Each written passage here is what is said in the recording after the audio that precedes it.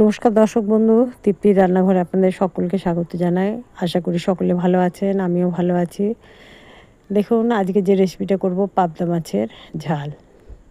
পাবদা মাছগুলো ভালো করে ধুয়ে নুন হলুদ দিয়ে সুন্দর করে মাখিয়ে নিচ্ছি। দুপাশটাই সুন্দর করে মাখিয়ে নিচ্ছি। দেখুন মাখানো হয়ে গেছে। এরপরে আস্তে আস্তে ভেজে নিচ্ছি মাছগুলো। ভাজার পর মাছগুলো তুলে নেব। আর এর জন্য আমি রেডি করেছি, এখানে দিয়েছি একখানা পেঁয়াজ, একটা টমেটো আর 3টে কাঁচা লঙ্কা। তো রান্নাটা আমার যেহেতু একজনের হবে সেই অনুপাতে সব জিনিস দিয়েছি। ফার্স্টে একটু কালো জিরে দিয়ে দিলাম, তার মধ্যে ফাটিয়ে 3টে কাঁচা লঙ্কা দিয়ে দিলাম। কাঁচা লঙ্কাগুলো একটু ভাজা হয়ে গেলে পেঁয়াজটা দিয়ে দিলাম।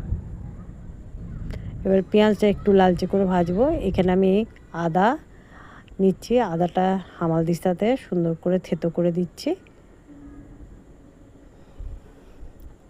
দেখুন পেঁয়াজগুলো এই পাশে আমার লালচে হয়ে গেছে। আমি একটা টমেটো কুচিয়ে ওর মধ্যে দিয়ে দিলাম।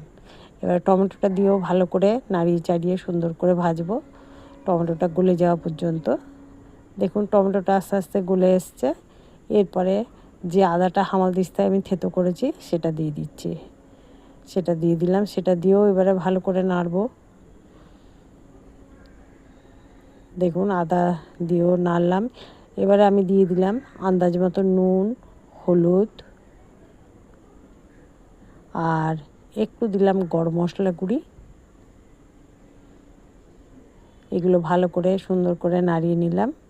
এরপরে দিচ্ছি একটু কাশ্মীরি লঙ্কা গুঁড়ি, কেন 3টে কাঁচা লঙ্কা দিয়েছি আর কাশ্মীরি লঙ্কা গুঁড়িটা দিলাম কালারটা হওয়ার জন্য। দেখুন কি সুন্দর কালার চলে এসছে। এরপরে একটু আমি ঢাকা দিয়ে দিলাম। ঢাকা দেওয়ার পর সামান্য একটু জল দিয়েছি। দেখুন এরপরে মাছগুলো আমি আস্তে আস্তে দিয়ে দিচ্ছি।